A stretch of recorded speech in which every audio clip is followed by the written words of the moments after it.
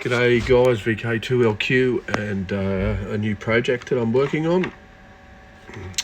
These are the things I do when the band's like that.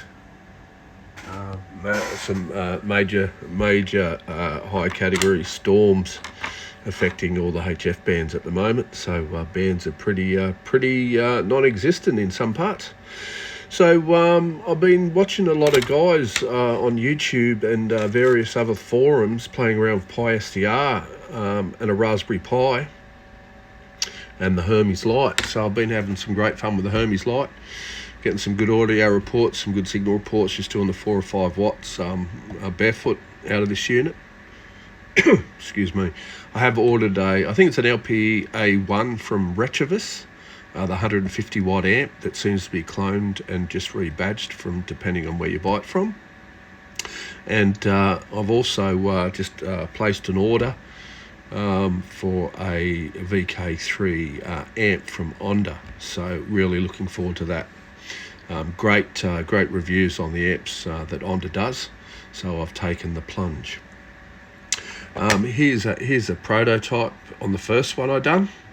Probably got a bit carried away with the thickness, but Screen Think's probably good. It resets it a little bit and gives it some protection if something might fall. But maybe a little thick. I'll test that out on the screen and the box when it's finished. This is version 2 that I've done here. Actually looks, to me it looks all right. Maybe people have other opinions and can maybe let me know what they think of that. But I just have a single color printer, so what I do is when I get there I can either type a command code into the G code to stop it, or I just keep an eye on it, and then when it gets to where I want to stop it, I then stop it, change out the filament, and then put the color in I want, as I've done here, then just restart it and it picks it up straight away. So I've got some the side mounting holes you see there to fix it to the box that I'm working on, and the top 2 below and the 2 at the top are for the 7-inch screen. So there it is. It's finished. Probably finished this one about half an hour ago. Doesn't look too bad. And this is what I'm working on here in Tinkercad. So there's the mount. Here's the box. Here's the panels I've put in here with the matching holes for that to line up and sit on there like so.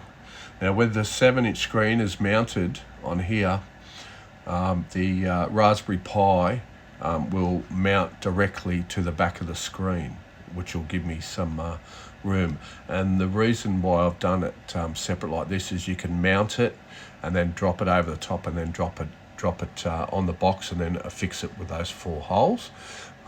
This then allowing to have more room to mount the Hermes Lite 2 and a suitable power pack to be able to run both, with a step down to run the Hermes and to be able to run the Pi-Sdr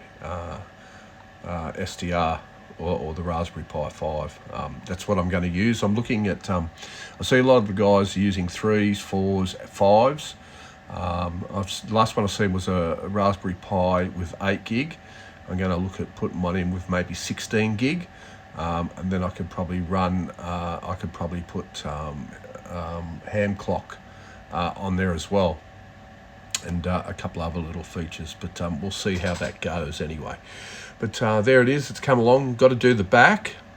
The back I'll put the cutouts for the various antennas. I'll probably do a SMA to SO239 patch leads where required for the antenna. Pure signal I'll leave. I'll just put a patch lead in. I've already done the upgrade on the back for pure signal. That's affixed to the board from Maker Fabs. I've got that in and it's all up and running.